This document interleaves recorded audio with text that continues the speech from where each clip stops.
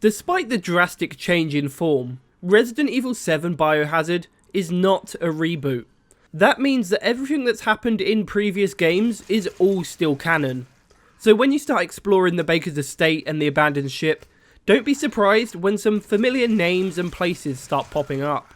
So today, we're going to be taking a look at 7 Resident Evil Easter eggs in Resident Evil 7 Biohazard. Before we get started, some of these Easter eggs may contain spoilers. You have been warned.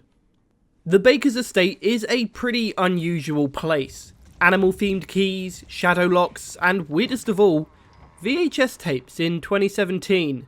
But jokes aside, the mansion does strike a remarkable similarity to the Spencer mansion from the original Resident Evil, most of which lies with the unusual puzzles throughout the grounds. Ethan himself even notices this, stating, "Who builds this shit?" when first interacting with a shadow puzzle.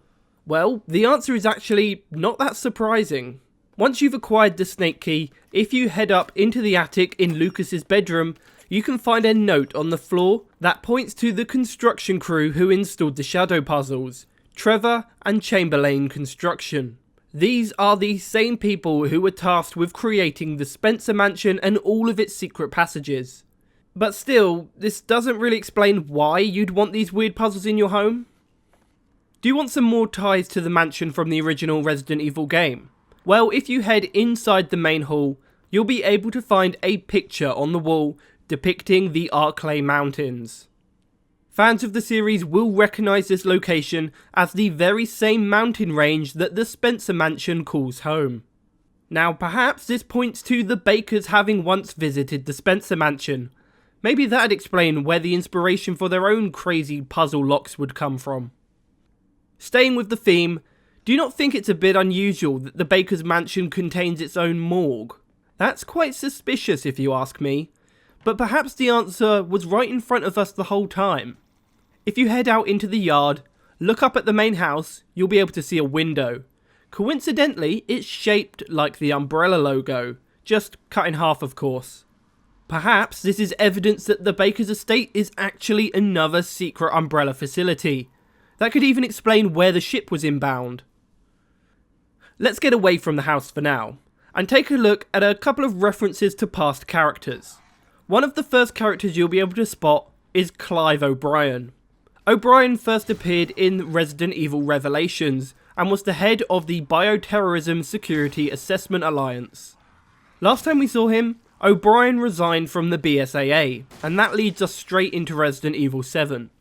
In the living room of the Baker's house, you can find a book called The Unveiled Abyss, written by none other than Clive O'Brien.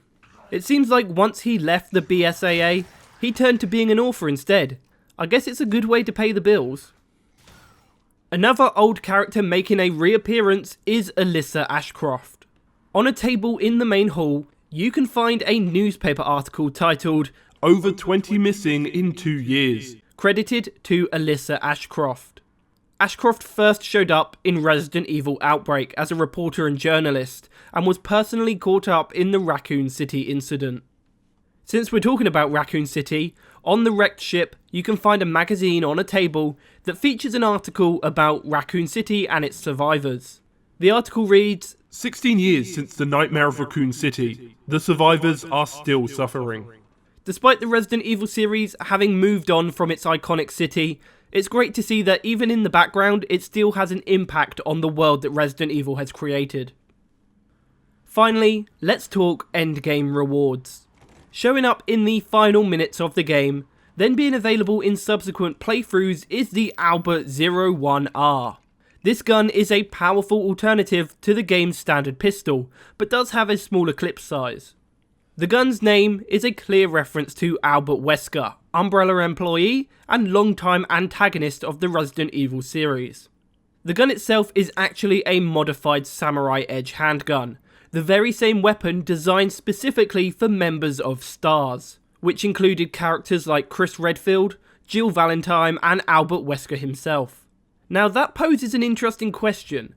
If this gun was created for STARS members, how come it's given to you by a member of the Umbrella Corporation? So then guys, I'll leave it there. That was my look at 7 Resident Evil Easter eggs in Resident Evil 7. Let me know in the comment section below if you found any more Easter eggs, and if you have any theories on what's actually going on in the Resident Evil universe. Anyway guys, thank you for watching. I hope you enjoyed today's video, and if you did, I'd really appreciate a like, comment and subscribe. Oh, and follow me on Twitter. I've been TheRoyalGorilla. Over and out. His name is Luke and he's more than your average gamer. No ordinary let's player. Know about Easter eggs much better. Da da da da da da. His name is Luke, aka TheRoyalGorilla. Even bigger than the giant Godzilla. Follow him in every game he goes. Da da da.